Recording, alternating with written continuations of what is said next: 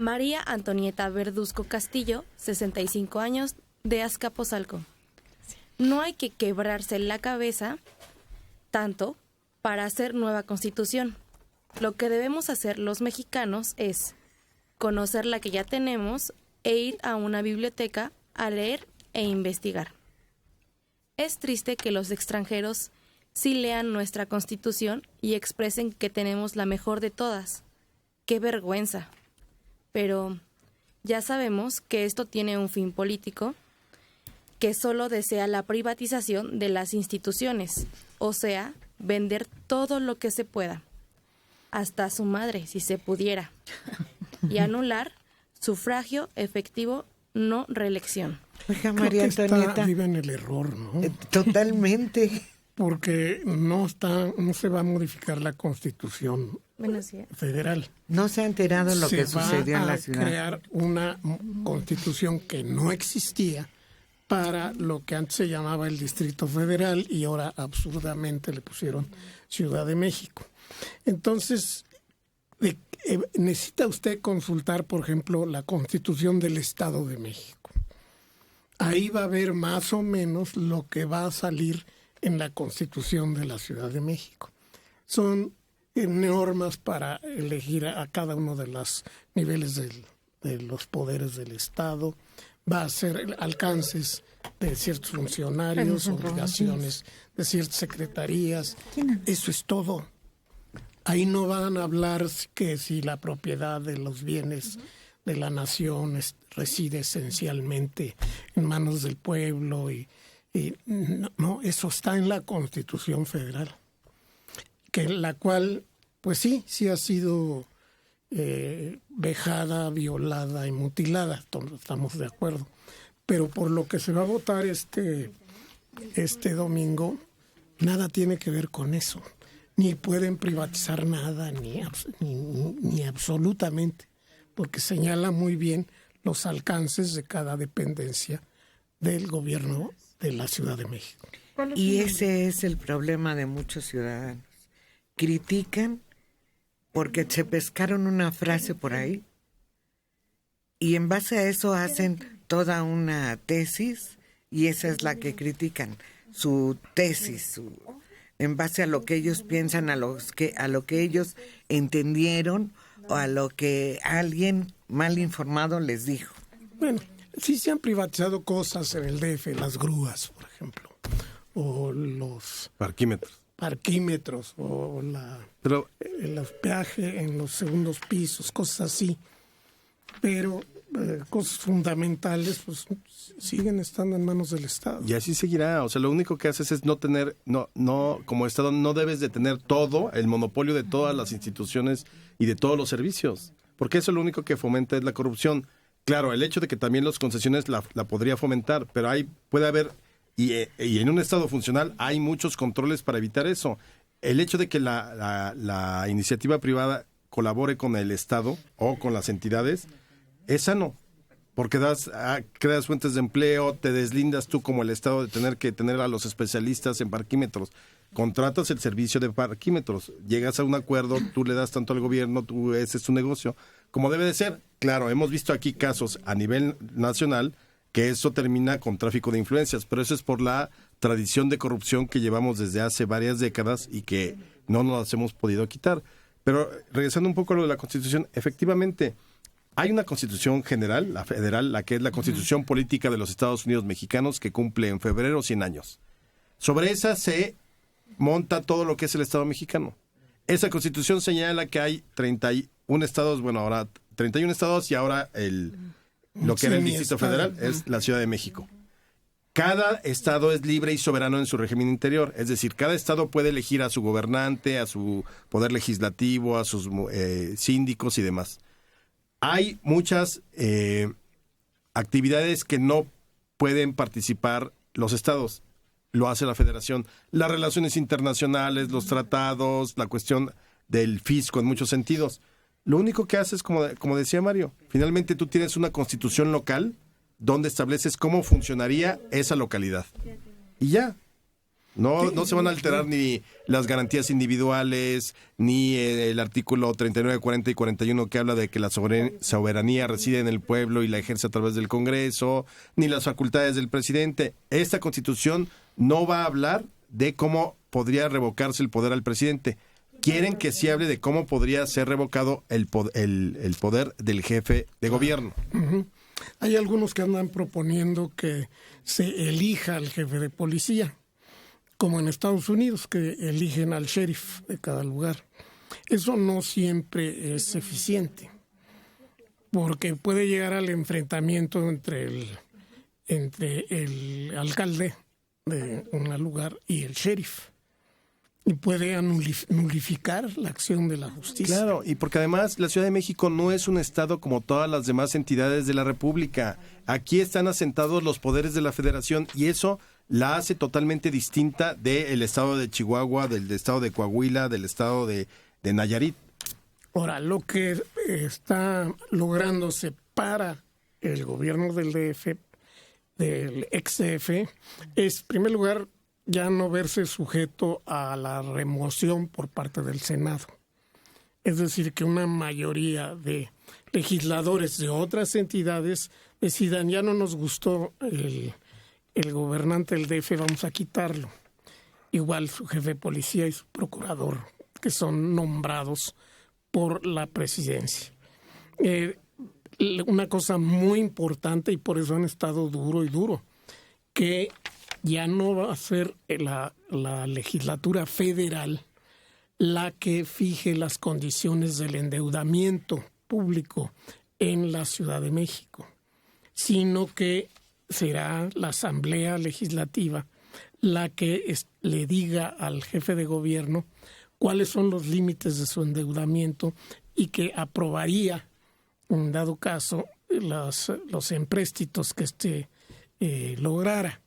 Esto ocurre en todos los estados y sabemos que también eso es la causa de que haya tales niveles de endeudamiento en los estados, porque si el gobernador controla al poder legislativo, pues le van a aprobar lo que sea. Entonces debe haber medidas para que haya un cuerpo dentro del legislativo de la Ciudad de México que efectivamente impida endeudamientos excesivos o su ejercicio presupuestal. María Antonieta Verduzco Castillo de Azcapotzalco, 65 años. Muchas gracias por tacharme de ignorante. Es la persona que nos llamó hace un rato. Sí, pero con el tiempo veremos, porque ustedes son paleros del gobierno. Yo me presentaré a anular mi voto. Yo sé que la Constitución es la misma tanto en la Ciudad de México como en el Estado de México. Pero, como dijo Mario Méndez, voy a leer la otra Constitución que él mencionó. Pues la que mencionó Mario fue la del Estado de México. Y no podemos asumir la del Estado de México porque tiene características diferentes, ¿no? Sí, es como similar. La Constitución Federal de los Estados Unidos Mexicanos es como el papá. Y luego tiene 32 hijitos. Así, cada constitución de cada estado. Y se va ajustando esa constitución a las características especiales de cada estado, ¿no? Claro, y son sus diputados de cada estado los que hicieron esa constitución. Por eso estamos eligiendo para el próximo domingo, los que vivimos en el DF, tenemos que salir a elegir a los diputados que se encargarán de hacer nuestra Constitución de la Ciudad de México, no la de Tlaxcala, no la de Puebla, no la de Coahuila, nada más exclusivamente la de la Ciudad de México. Que tendrá unas características muy específicas por la condición geográfica en que se encuentra y la integración política que hay dentro de este territorio, ¿no? Exactamente. Sí, y no somos progobiernistas, más bien somos anti-Facebook. ¿Anti qué? Antiteorías de la conspiración y del rumor. Así es, anti todo lo que sale en Facebook de que absurdas, increíbles. Buenos días. Contra eso estamos. Sí.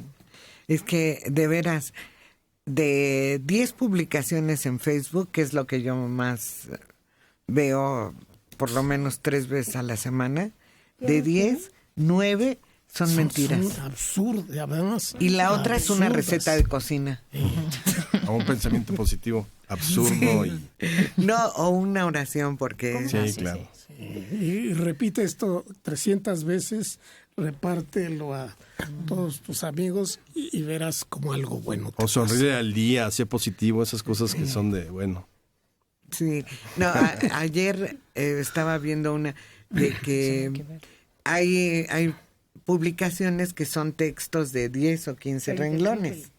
En Facebook, creo que en Twitter no se puede, pero en Facebook hay publicaciones de 10 o 15. Entonces ahí se lanzan un rollo y al final dicen, esto lo estamos haciendo con el fin de comprobar que las personas no leen los textos cuando son grandes, sino nada más cuando son de muchos renglones, que son ideas largas, no los leen. Dice, si lo leíste, entonces ponlo en tu muro. Pues sí lo leí, pero ¿qué creen? Que no se pegara en mi muro. De 62 años, Marta Sánchez Gilguero. Mario y Alejandro, quiero que me aclaren, por favor, si las personas que saldrán elegidas para elaborar la Constitución de la Ciudad de México este próximo domingo, ¿también se les nombrará diputados? ¿Por cuánto tiempo será su elección? ¿Y cuánto se estima que se les va a pagar? Es como no hay una adecuada información. Mi papa. Se les llama diputados constituyentes y solamente su función es mientras dura el Congreso para crear la nueva Constitución. No se quedan ya como representantes durante 3 años, sino simplemente se forman para plantear, redactar y hacer la Constitución. Y no se les paga. Lo que a mí me parece que está mal. Claro. Porque finalmente, es decir, si a mí me dijeron, oye, ¿quieres ser diputado constituyente? Perfecto, pero que dejo de pagar las colegiaturas de mis hijos, el seguro, etcétera. Yo creo que hemos caído en tal grado de corrupción, por un lado, pero por otro lado, con este asunto de la mediana, ¿cómo le llama López Obrador? Austeridad, que entonces ahora parece muy patriótico hacer una constitución y que no les pagues, pues es gente que va a ir a trabajar. No quiere decir que les des $80 millones y luego casas y propiedades, pero yo creo que sí tendrían que gozar de un sueldo mientras dura el constituyente, 3, 4 meses, pues desde aquí se supone que debe de estar para febrero, ¿no? También por ahí por la Constitución. ¿De qué vive la gente? Oye, pero además los constituyentes del 17 tuvieron una pensión. Sí. Claro. Sí, no, yo no le veo ni nada de... Porque entonces no había ese prejuicio propiciado por las redes sociales de que el gobernante debe gobernar gratis. Exacto. Una cosa es que te hagas rico en tu cargo porque te corrompiste y demás, y otra es que hagas tu trabajo y por ese trabajo te remuneren. Por eso a mí también me parece absurdo lo de es que nos vamos a quitar la mitad de los sueldos. ¿Por qué?